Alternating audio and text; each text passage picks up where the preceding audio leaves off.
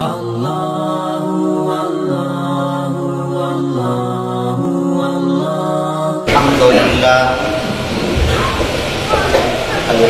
لله نحمده ونستعينه ونستغفره ونؤمن به ونتوكل عليه ونعوذ بالله من شرور أنفسنا ومن سيئات أعمالنا من يهده الله فلا مضل له ومن يضلله فلا هادي له ونشهد أن لا إله إلا الله وحده لا شريك له ونشهد أن سيدنا وسندنا ومولانا محمدا عبده ورسوله أما بعد فأعوذ بالله من الشيطان الرجيم بسم الله الرحمن الرحيم وما ينطق عن الهوى إن هو إلا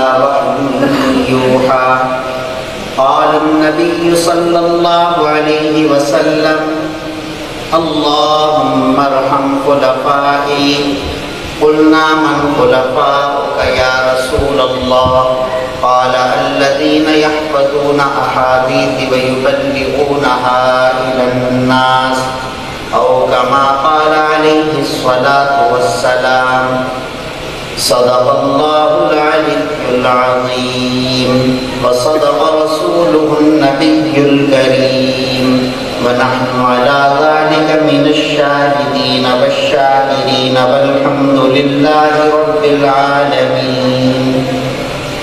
بزرگان محترم و برادران عزیز،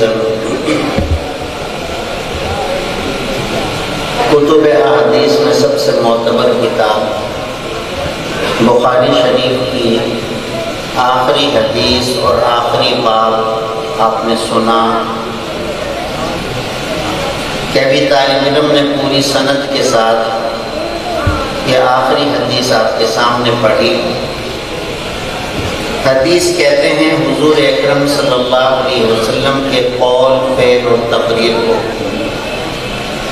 اس میں بہت ساری کتابیں لکھی گئی، بڑی چھوٹی.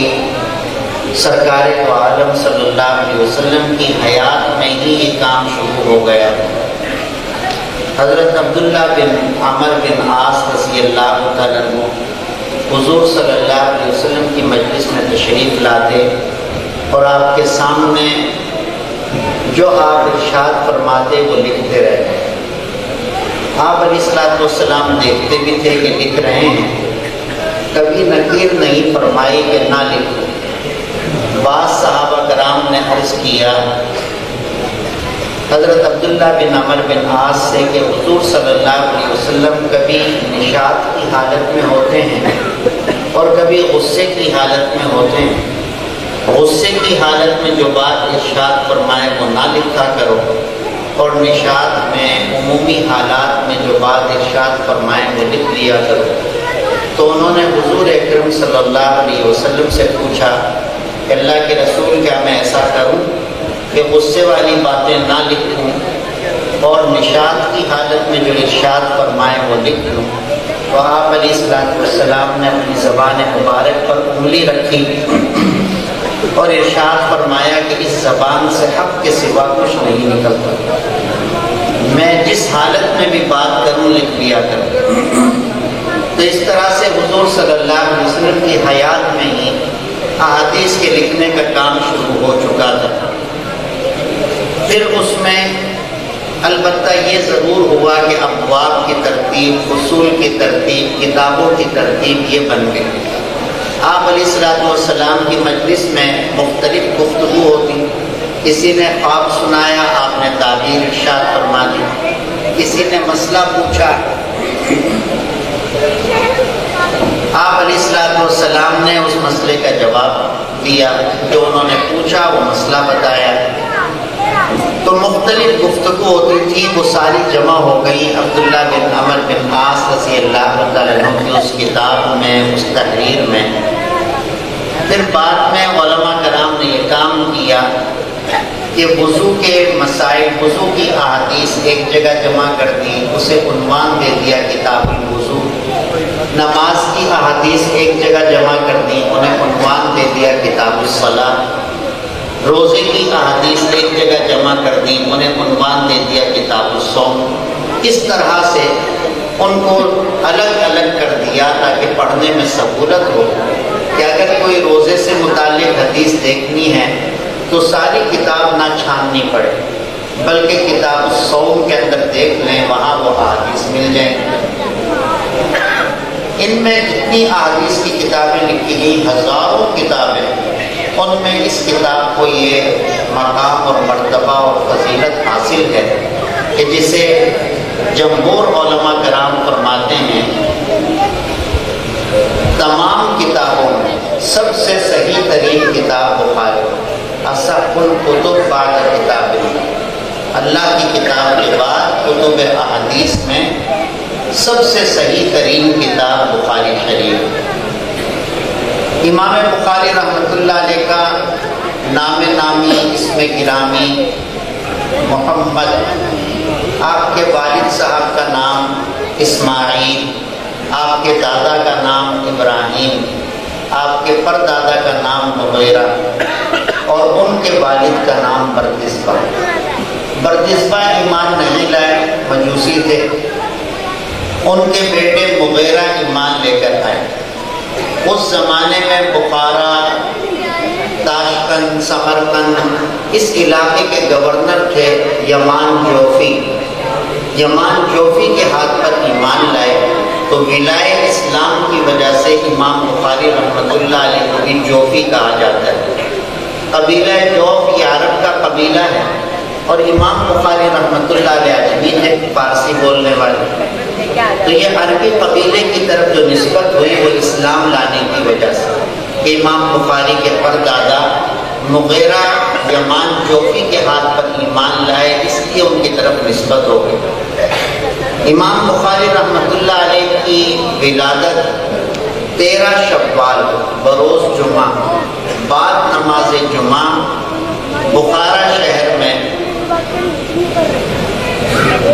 سن 194 ہجری میں ہوئی۔ دوسری صدی ختم ہونے کو تھی، اس وقت امام بخاری رحمۃ اللہ علیہ کی ولادت ہوئی۔ امام بخاری کے والد بڑے جگیر عالم تھے، کتاب الثقات میں ان کا تذکرہ ہے، ثقہ علماء میں ان کو شمار کیا جاتا ہے۔ انتقال کے وقت فرمایا کہ میرے مال میں 1 درہم بھی مشتبہ نہیں ہے، حرام تو کجا، شبہ بھی نہیں ہے حرام ہونے کا۔ ایسے پاکیزہ مال سے امام بخاری رحمۃ اللہ علیہ کی پرورش ہوئی۔ والد عالم بھی، اور تقویٰ اس سے ظاہر ہوتا ہے کہ ان کے مال میں جو ہزاروں دراہم تھے، 1 درہم بھی مشتبہ نہیں تھا۔ آپ کی والدہ وہ بڑی ولیہ مستجاب الدعوات تھی۔ بچپن میں امام بخاری رحمۃ اللہ علیہ کی بینائی کسی مرض کی وجہ سے چلی گئی، نابینا ہو گئے، تو والدہ رویا کرتی تھی، اللہ تعالیٰ سے مانگتی تھی کہ اللہ میرے بیٹے کی بینائی لوٹا دے۔ بعض محدثین تو کہتے ہیں کہ امام بخاری مادرزاد نابینا تھے، اگر ایسا ہو پھر تو بہت ہی بڑی بات، ورنہ اکثر محدثین کا کہنا یہ ہے کہ نہیں، مادرزاد تو بینا تھے، بعد میں کسی مرض کی وجہ سے بینائی چلی گئی، کم عمری میں، بچپن میں۔ تو والدہ اللہ تعالیٰ سے دعا کرتی تھی۔ ایک رات خواب میں حضرت ابراہیم علیہ السلام کی زیارت ہوئی۔ ابراہیم علیہ السلام نے بشارت سنائی کہ اللہ تعالیٰ نے آپ کے بیٹے کی بینائی لوٹا دی۔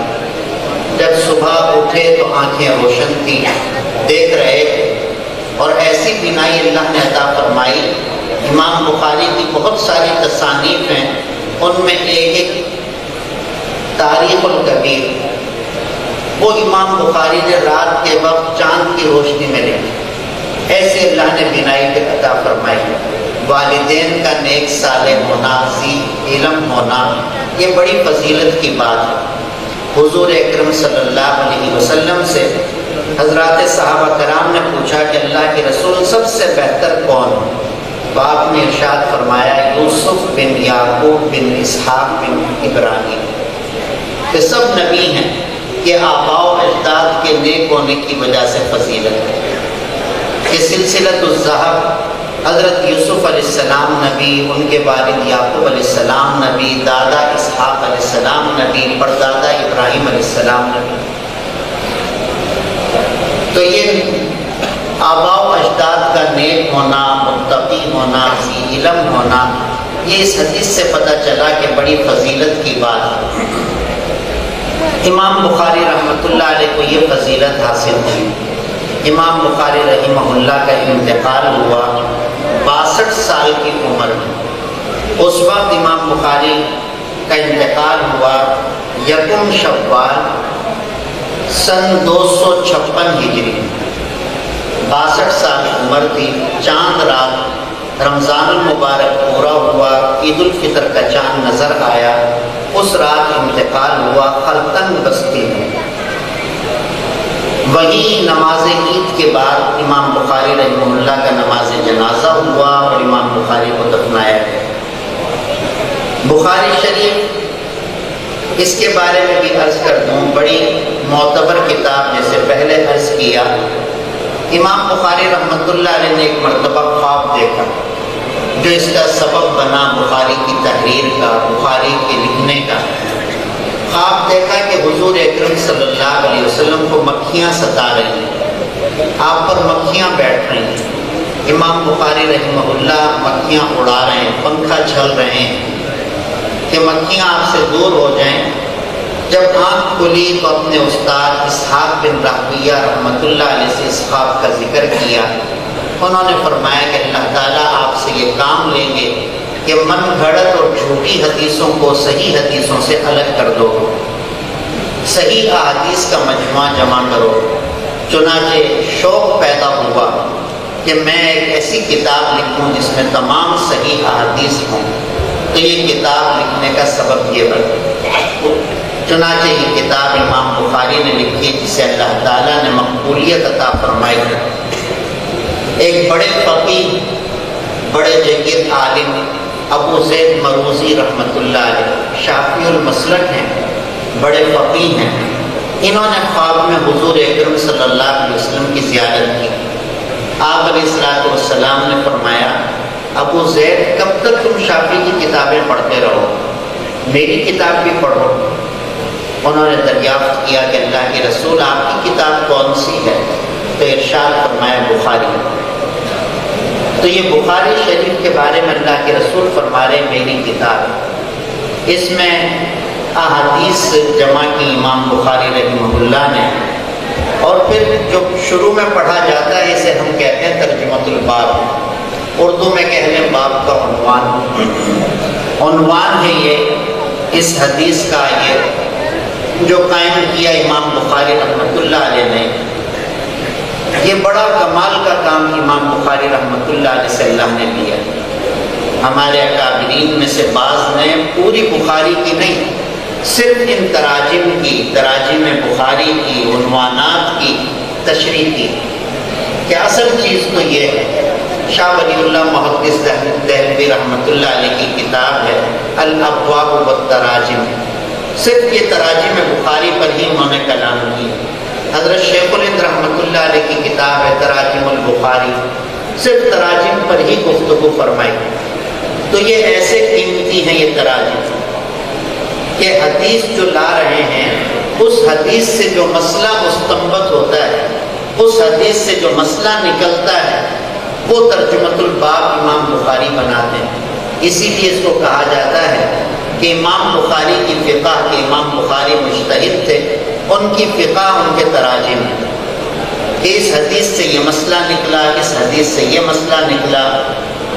پوری بخاری شریف میں جو تراجم ہیں ان کی فہرست بنا لی جائے تو علماء کہتے ہیں کہ تمام مسائل کا حل حدیث میں نظر آ جائے گا۔ ایسے قیمتی ہیں کہ صرف انہی کی فہرست بن جائے تو سارے مسائل کا حل۔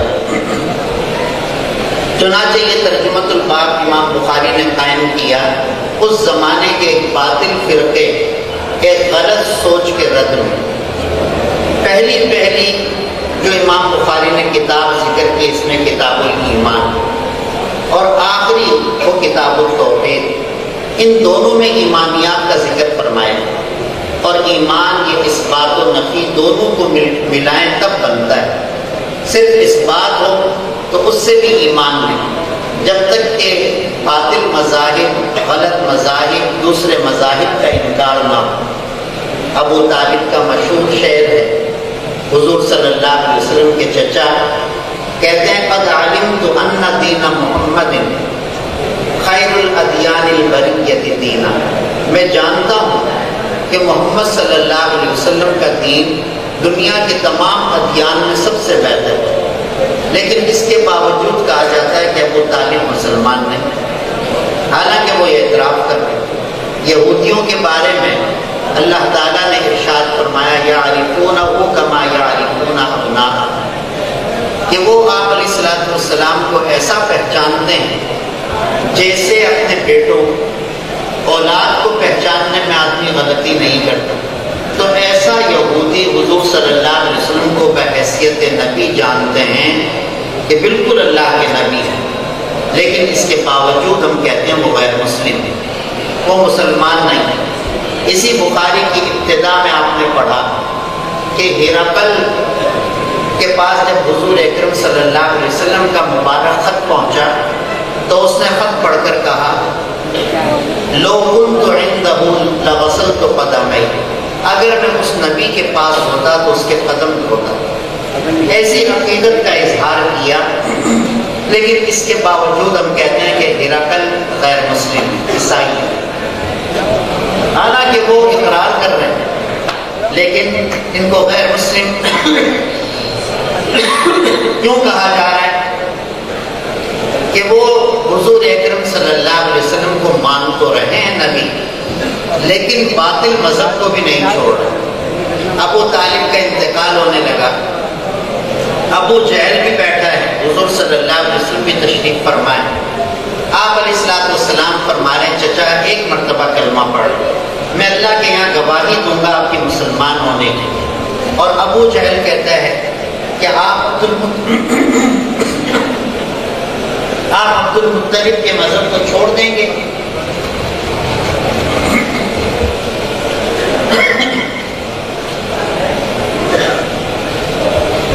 مطلب کے مذہب کو نہ چھوڑیں، چنانچہ وہ حمیت، آباء و اجداد کی وہ غیرت، ان کی عزت وہ سامنے آ گئی، وہ پردہ بن گئی، وہ حائل ہوئی اور کہنے لگے کہ میں عبد المطلب کے مذہب پر ہوں، حضور صلی اللہ علیہ وسلم کے دین کا انکار ہے، اور اسی مشرکانہ مذہب پر رہے، اس کا انکار نہیں کیا، تو نفی نہیں پائی گئی۔ اس بات تو تھا، نفی نہیں پائی گئی تو ایمان نہیں۔ ہرقل نے عیسائیت کا انکار نہیں کیا، تثلیث کا انکار نہیں کیا، اس بات تو ہے کہ میں جانتا ہوں کہ اللہ کے نبی، میں ان کے قریب ہوتا تو ان کے قدم دھوتا، لیکن عیسائیت کی نفی نہیں، چنانچہ وہ مسلمان نہیں۔ ہمارا تو کلمہ ہی لا سے شروع ہوتا ہے، لا الہ الا اللہ، پہلے نفی ہے تمام باطل معبودوں کی، تمام جھوٹے معبودوں کی پہلے نفی ہے، پھر اس بات الا اللہ۔ تو امام بخاری رحمۃ اللہ علیہ نے جو دونوں جو کتابیں، دونوں ابواب جو قائم فرمائے کہ شروع میں کتاب الایمان، آخر میں کتاب التوحید، ان دونوں میں ایمانیات، لیکن کتاب الایمان میں اس بات ہے اور کتاب التوحید میں نفی، کہ کتاب الایمان میں آپ دیکھیں گے کہیں باب قائم کیا باب اطعام الطعام، کھانا کھلانا، یہ ایک عبادت ہے، کہیں حیا کے بارے میں کہ حیا ایمان کا ایک شعبہ ہے، کہیں دوسرے اعمال کے بارے میں کہ صدقہ یہ ایمان کا ایک شعبہ ہے، تو اس طرح سے وہ کرنے والے کام ذکر کی، اور کتاب التوحید میں جو نہ کرنے والے تھے ان کا ذکر کیا۔ چنانچہ ایک باطل مذہب اس زمانے کا، جس کو اس زمانے میں کہتے تھے معتزلہ، وہ یہ کہتے تھے کہ اعمال اور اقوال یہ تولے نہیں جائیں، کچھ عبادتیں اعضاء و جوارح سے کرتا ہے آدمی، اور کچھ عبادتیں زبان سے، ذکر زبان سے، تلاوت زبان سے، امر بالمعروف زبان سے، نہی عن المنکر زبان سے، یہ زبان کی نیکیاں ہیں۔ تو وہ کہتے تھے آدمی بات کرتا ہے، تلاوت کرتا ہے، تسبیحات کرتا ہے، تو یہ کلام ہوا میں حلول کر جاتا ہے، اسے کیسے تول سکتے ہیں؟ اس کا کوئی جسم نہیں ہے۔ نماز پڑھی، نماز کو کیسے تولیں گے؟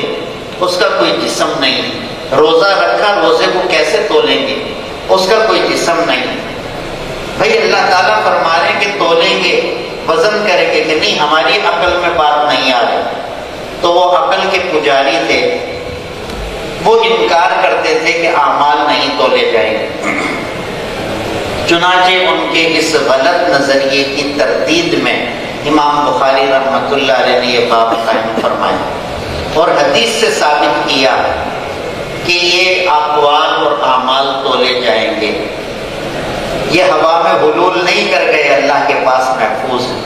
اس زمانے میں علماء کرام تعویلوں کے ساتھ جواب دیتے، کبھی فرماتے کہ وہ صحائف تولے جائیں گے، وہ کتابیں تولی جائیں گی، وہ رجسٹر تولے جائیں گے جن میں اعمال لکھتے ہیں، منکر نکیر، یہ جو اعمال لکھ رہے ہیں، کرامن کاتبین جو اعمال لکھ رہے ہیں، تو وہ اس میں تولے جائیں گے، وہ رجسٹر، وہ کتابیں۔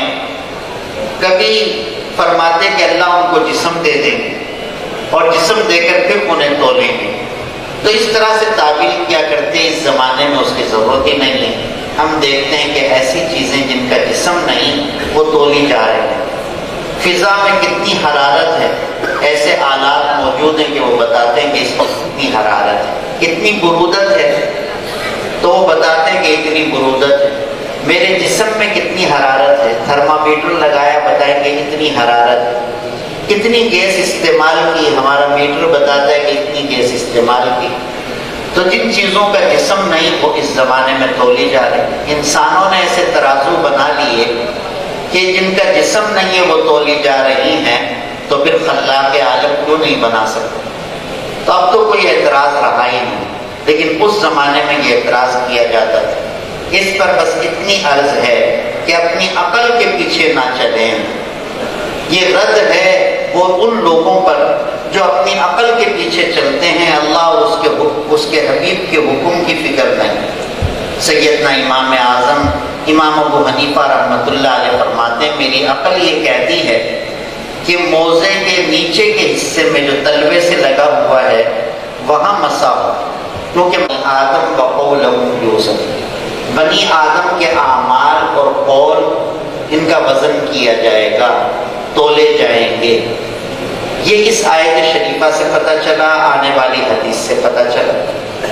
یہاں اعمال جمع لے کر آئے اور قول یہ واحد۔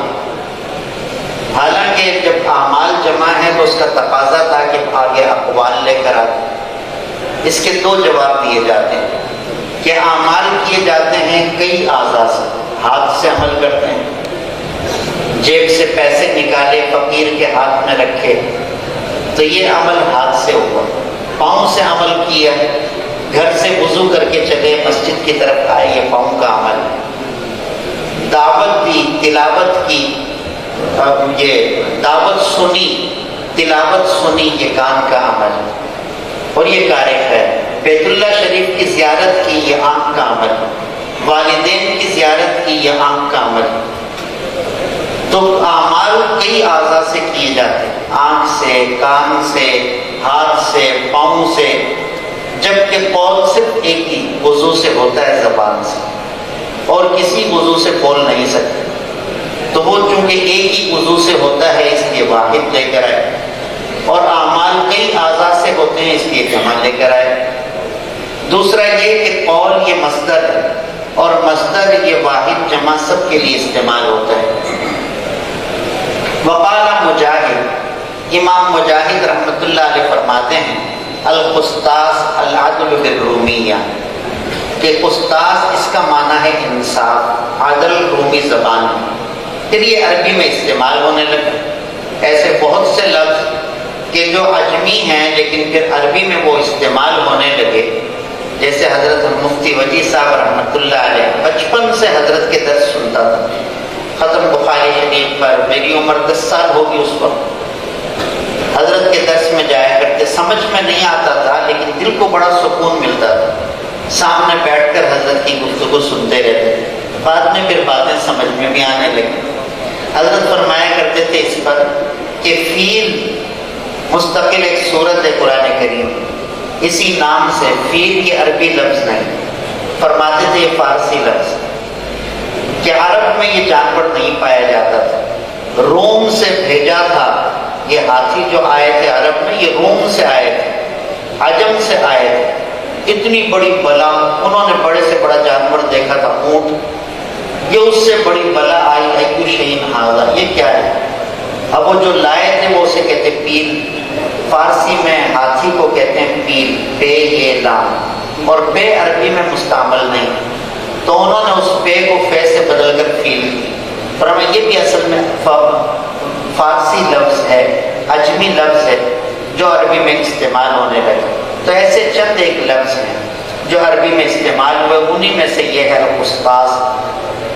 وَيُقَالُ الْقِسْطُ مصدر المقسط، کہا گیا کہ قسط یہ مقسط کا مصدر ہے، اور طلبہ جانتے ہیں، حضرات علماء کرام جانتے ہیں کہ المقسط یہ تو باب فعال سے، اور قسط یہ مجرد، وہ مزید فی یہ مجرد۔ امام بخاری رحمہ اللہ فرما رہے ہیں القسط مصدر المقسط، اس کا ہمیشہ جو جواب دیا کرتے تھے کہ مصدر المصدر، کہ اقساط اس کے حروف اصلی قسط، تو مصدر المصدر یہ ہوا۔ ایک جواب میں نے سنا بڑا اچھا لگا، لیکن اس پر جو اعتراض ہے وہ بھی عرض کر دوں۔ حضرت قاری طیب صاحب رحمۃ اللہ علیہ فرمایا کرتے تھے کہ بھئی اس کو یوں پڑھتے ہیں مصدر المقسط، مضاف مضاف الیہ، مصدر مضاف، المقسط مضاف الیہ، تو فرماتے تھے کہ ایسے نہیں، اس کو اس طرح سے نہ پڑھا جائے، بلکہ المقسط یہ علیحدہ ہے اور مصدر یہ علیحدہ ہے، اور یوں فرماتے تھے کہ القسط مصدرون، کہ قسط یہ مصدر ہے۔ یہ ہے امام حضرت طیب صاحب رحمۃ اللہ علیہ کی تقریر، فرمایا القسط مصدرون، قسط مصدر ہے، المقسط وهو العادل، اور مقسط اس کا معنی ہے عادل۔ تو قاری صاحب یہ فرماتے ہیں، پنجابی کی ایک نعت ہے، تو اس سے مراد کائنات، ایک ہی لفظ وہ دو معنوں میں استعمال ہو گیا، ایسا بکثرت ہوتا ہے، لیکن ان دونوں میں کوئی تضاد نہیں، اس ظرف میں اور جہاں میں۔ لیکن عربی ایسی زبان جس میں بسا اوقات ایسے لفظ آتے ہیں کہ دو متضاد معنی ان کے ہوتے ہیں۔ آپ نے علم اصول الشاشی میں پڑھا، نور الانوار میں پڑھا کہ قروب، اس کا معنی ناپاکی بھی اور پاکی بھی، ایک ہی لفظ ہے، اس کا معنی ایام حیض ناپاکی اور اس کا معنی پاکی طہارت۔ عدل مشہور واقعہ ہے کہ حجاج بن یوسف نے سعید بن مسیب رحمۃ اللہ علیہ کو گرفتار کی، قتل سے پہلے ان سے بہت سے سوالات کیے، اور وہ اس کے ظلم و جور کو بتاتے رہے، جو غلطیاں تھیں وہ موت کا خوف نہیں تھا، بتاتے رہے۔ کہتے ہیں جب انہیں شہید کیا گیا بہت خون ان کے جسم سے نکلا، اس سے حجاج بھی حیران ہوا، اس نے پوچھا اطباء سے تو بتایا کہ دل میں خوف نہیں تھا، جسے قتل کیا جاتا ہے وہ خوف زدہ ہو جاتا ہے، خون خشک ہو جاتا ہے، انہیں خوف تھا ہی نہیں، خون پورا اصلی حالت میں موجود تھا، جب انہیں شہید کیا تو اتنا خون، تو بے خوف تھے۔ ان سے پوچھا کہ اچھا یہ بتاؤ میں تمہاری نظر میں کیسا ہوں، ایک سوال یہ بھی کیا، تو اس پر سعید بن مسیب رحمۃ اللہ علیہ نے فرمایا کہ انت عادل، کیا آپ عادل ہیں؟ تو اس پر جو درباری تھے وہ کہنے لگے یہ پہلا جملہ ہے جس میں اس نے حجاج کی تعریف کی۔ حجاج نے کہا نہیں، اب بھی میری تعریف نہیں کی، اب بھی میری برائی کی ہے اس نے۔ یہاں عادل اس نے کہا کہ عادل جیسے عدل سے دیا گیا انصاف کرنے والا، اسی طرح سے عادل عدول سے بھی محفوظ ہے۔ یہ مجھے کہہ رہا ہے اپنے دین سے پھرنے والا، عدول کا معنی ہوتا ہے پھرنا، کہ اب بھی اس نے مجھے برا کہا ہے کہ تو انصاف سے، تو دین سے پھرنے والا شخص، اس نے میری تعریف نہیں کی۔ تو یہ ٹیسٹ بھی ایسا ہی ہے کہ اس کے جور اور ظلم، ابواب بدل جانے کی وجہ سے اس کے معنی جور اور ظلم کے بعد انصاف آ جاتا ہے۔ آگے پھر مصنف رحمۃ اللہ علیہ نے سند ذکر فرمائی، یہ بھی بڑا کمال ہے۔ دیکھو یہ مصنف کی جو سند ہے اس میں غور کریں، اس میں بھی بڑے لطائف ہوتے ہیں۔ یہاں امام بخاری رحمہ اللہ نے اس سے پہلے 2 جگہ یہ حدیث ذکر فرمائی، یہ تیسری مرتبہ ہے یہی حدیث، وہاں سند مختلف، یہاں یہ سند لے کر آئے جس میں امام بخاری کے استاد ہیں احمد بن اشکاب، الف کے زبر کے ساتھ بھی زیر کے ساتھ، دونوں طرح سے پڑھ سکتے ہیں، اشکاب اشکاب۔ احمد بن اشکاب رحمۃ اللہ علیہ یہ امام بخاری رحمۃ اللہ علیہ کے مصری استادوں میں سب سے آخری استاد ہیں، تو اس اعتبار سے امام بخاری کی سب سے آخری حدیث میں ان کی حدیث لے کر ہے۔ یہ امام بخاری سند کے اندر بڑے لطائف ذکر فرماتے ہیں۔ دوسرا وہی جو شروع میں استاد صاحب نے آپ کو بتایا ہوگا، امام بخاری رحمۃ اللہ علیہ نے اپنی کتاب کی ابتدا میں حمد ذکر نہیں فرمایا، اور حضور صلی اللہ علیہ وسلم نے ارشاد فرمایا کہ جو اچھا کام بغیر حمد کے کیا جائے وہ بے برکتہ ہوتا ہے۔ یہ حدیث امام بخاری کے علم میں ہوتے ہوئے پھر بھی حمد ذکر نہیں کی، تو دراصل امام بخاری رحمۃ اللہ علیہ کی حدیث پر بڑی گہری نظر، سنتوں پر بڑی گہری نظر تھی۔ انہوں نے دیکھا کہ حضور صلی اللہ علیہ وسلم کی 2 علیحدہ علیحدہ سنتیں، خطاب میں آپ کی سنت الگ ہے اور تحریر میں آپ کی سنت، کتابت میں آپ کی سنت الگ ہے۔ خطاب میں، تقریر میں آپ کی سنت یہ تھی کہ جب آپ خطبہ دیتے، جب آپ خطاب فرماتے تو حمد ذکر فرماتے تھے، الحمدللہ ان الحمدللہ نحمدہ وغیرہ وغیرہ، جس میں حمد ہے اس کا ذکر فرماتے، پھر آپ مدعا ذکر فرماتے تھے۔ اور تحریر میں آپ کی سنت یہ ہے کہ آپ اس میں حمد ذکر نہیں فرماتے تھے بلکہ تسمیہ سے ابتدا فرماتے، بسم اللہ سے ابتدا فرماتے، شروع میں ہی بابو کی فکانہ بدء الوحی الی رسول اللہ صلی اللہ علیہ وسلم، اسی باب میں آپ نے وہ خط پڑھا جو حضور صلی اللہ علیہ وسلم نے ہرقل کی طرف لکھا تھا، اس میں حمد نہیں، تسمیہ سے۔ محبوب ہے رحمان کو، ان کا کہنے والا بھی محبوب ہے، اور وہ کلمے بھی اللہ کو بہت پسند ہیں۔ یہاں کلمہ بمانے کلام، ایسا عربی میں ہوتا رہتا ہے، ہم کلمہ طیبہ کہتے ہیں حالانکہ کلام، کلمہ شہادت کہتے ہیں حالانکہ کلام، کلمہ تمجید، کلمہ توحید، تو یہ سارے کلام۔ تو اسی طرح سے یہ ہے کلام، اسے کلمہ کہا کہ 2 کلمے ایسے ہیں جو رحمان کو محبوب ہیں۔ اب اس سے فوراً ذہن میں یہ بات آئی کہ جو کلمات اللہ کو پسند ہیں تو وہ بڑے مشکل ہوں گے کہ تبھی تو اللہ کو محبوب ہیں، حالانکہ یہ ہمارے مذہب میں نہیں۔